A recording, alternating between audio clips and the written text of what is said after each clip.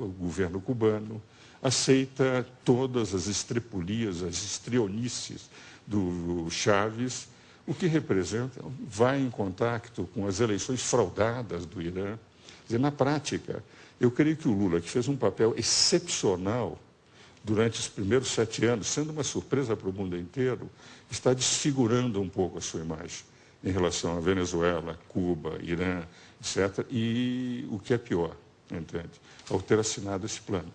Porque esse plano representa, se viesse aprovado, eu tenho a impressão que não seria nunca uma reformulação completa, Jô, completa da Constituição. 521 proposições, 521 mudanças eles pretendem no sistema constitucional brasileiro.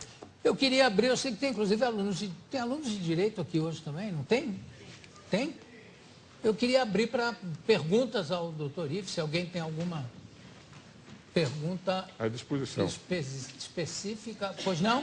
Bom, com relação ao projeto, mais especificamente na parte da censura, queria perguntar para o senhor o que o senhor acha pior.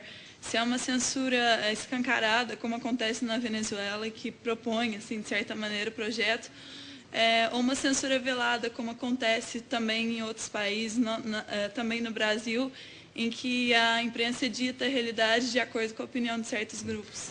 Não, a censura que eles estão pretendendo é muito mais grave, semelhante àquela da Venezuela. Porque qual é o capítulo da imprensa? Haverá um órgão que vai definir e fazer a classificação dos artigos. O que vale dizer, o jornalista, conforme o tipo de exposição que fizer, ele vai ser catalogado. Os veículos, os jornais, terão também a sua catalogação para poder ou não receber. E no que concerne à rádio e televisão, como é uma concessão pública, eles poderão, inclusive, cancelar. Então, nós teremos um conselho que irá dizendo o que é que se poderá ou não dizer nos jornais, representando, portanto, uma censura efetiva, sob a alegação de que estão, com isto, valorizando a Constituição, não permitindo abusos da imprensa. Ora, quem pode atacar os abusos da imprensa é o Poder Judiciário. Sempre que a imprensa abusa, entram as pessoas com ações de indenizações por danos morais ou danos patrimoniais e têm ganho. Há muitos jornais que têm sofrido isso. Então, nós já temos os mecanismos de censura.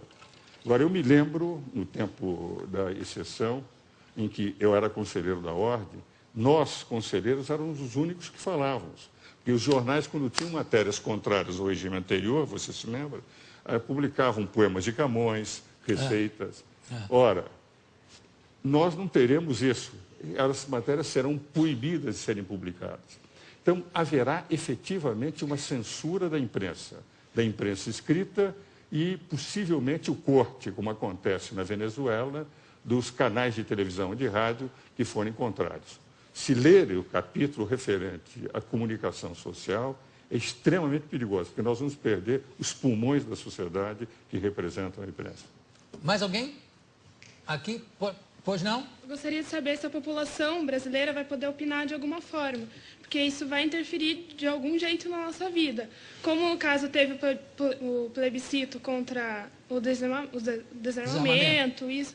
Queria saber se a população vai ter como opinar de algum jeito. Certo. Veja o seguinte, a forma como é um plano com 25 diretrizes, 6 eixos orientadores e 521 proposições.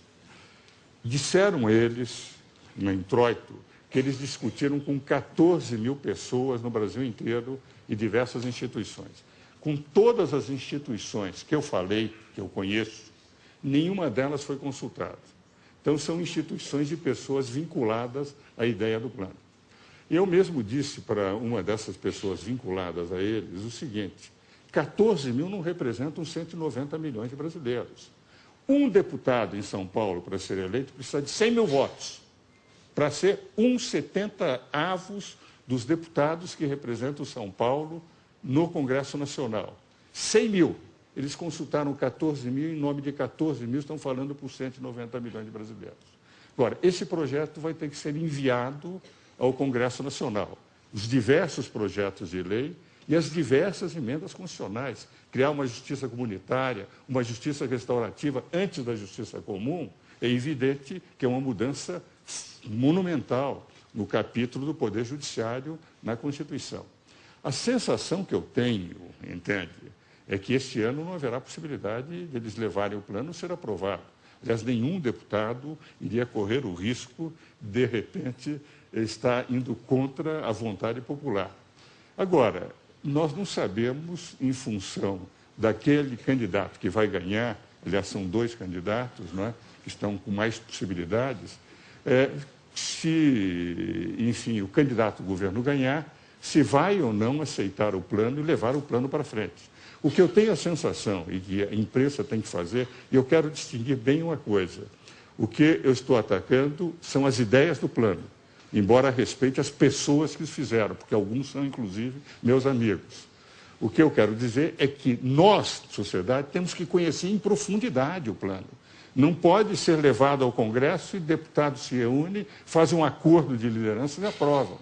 Nós todos, do povo brasileiro, e essa é a intenção que eu acho que o meu amigo Jô Soares está fazendo, é levar para o conhecimento a fim de que as pessoas possam discutir, possam debater e se acharem que é melhor que se faça. Eu, pessoalmente, considero que a democracia corre risco se nós sairmos do equilíbrio de poderes que temos hoje. Porque hoje tivemos, em 22 anos de Constituição, um impeachment presidencial, uma superinflação, escândalos como o Mensalão, o escândalo dos anões, agora o escândalo do Distrito Federal. Tivemos alternância do poder e nunca se falou mais em quebra das instituições. Vale dizer, a Constituição funciona bem. Mudar essa Constituição, que tem defeitos, mas que permitiu um equilíbrio de poderes, é um risco muito grande para o Brasil. Por isso, todos nós temos que discutir, e principalmente os meus colegas, aqueles que fizeram direito, porque a nossa função, fundamentalmente, é discutir o direito que tem que ser aplicado nesse país. Bom, eu tenho parabéns. E parabéns pela pergunta. Eu tenho tempo para mais uma pergunta, que foi um rapaz que falou junto com... Quem foi? Eu. Foi você? É. Então, diga lá. Eu queria perguntar se esse projeto, se ele for implantado, se o governo decidir aceitar, ele vai abrir portas para que outros projetos muito mais abusivos, piores para a população, porque você censurar uma coisa, censurar uma pessoa a ter a sua própria opinião é uma coisa ruim. Se esse projeto, se ele for aceitado, vai abrir portas para outros projetos muito mais abusivos. Se o projeto passar, nós vamos ter um regime semelhante ao de Chaves. Nós vamos ter o Poder Executivo com força, o Poder Legislativo e Judiciário, o Ministério Público como acólitos, quer dizer, como secundários, e o Poder Executivo a toda hora chamando o povo para opinar, diga sim ou não, como acontece. E é evidente, quando se tem um único poder, sem o equilíbrio dos outros 2 poderes, tudo que vier depois será mais abusivo. Então, esse risco que o colega apresenta realmente existe. Tudo bem. Bom, eu quero agradecer a presença aqui do doutor Ives Gandra da Silva Martins. Maravilha, você sempre claríssimo e sempre nos ajudando a esclarecer alguns pontos que ficam muito obscuros, né? E você dá clareza a todos esses pontos. Muito obrigado. Obrigado à participação da plateia também. Daqui a pouco a gente volta. Obrigado, Ives.